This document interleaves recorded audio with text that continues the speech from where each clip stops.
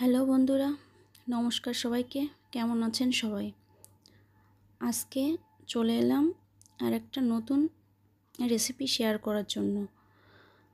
আজকে বানাবো তালের বড়া। মিষ্টি কয়েকদিন ধরে বলছিল যে তালের বড়া খাবে, এর জন্য তালের বড়া তৈরি করতে চলে এলাম। প্রথমে নিয়ে নিলাম ময়দা, তার সঙ্গে সামান্য লবণ মিশিয়ে নিলাম। আর এখানে রেখেছি চিনি। যদি গুড়ের পাশাপাশি লাগে, আর এখানে খেজুরের গুড় আছে।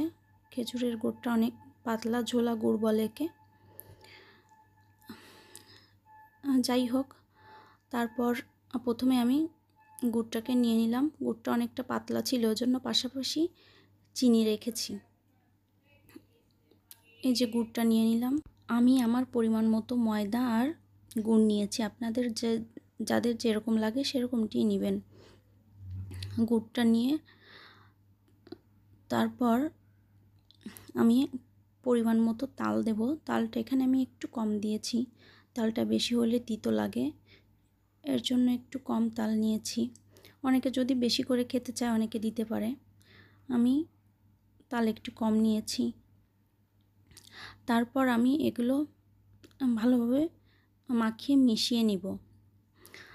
মিশানোটা আপনাদের আর দেখালাম না। এই যে এভাবেই আমি মিশিয়ে নিয়েছি। তারপর চুলায় কড়াইটা বসিয়ে দিলাম।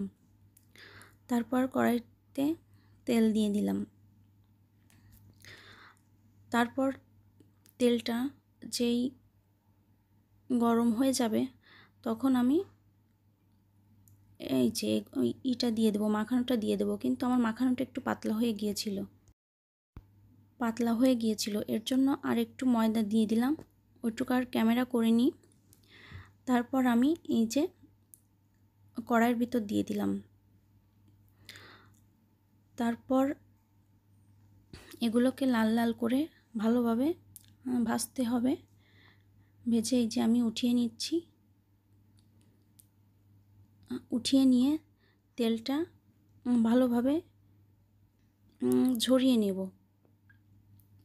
তারপর রেডি আমার এই যে তালের বড়া। আমি অত বেশি ভালোভাবে করতে পারি না, যেটুকু পারি সেটুকুই শেয়ার করেছি। ধন্যবাদ সবাইকে, ভালো থাকবেন। চ্যানেলটি অবশ্যই সাবস্ক্রাইব করে দিবেন।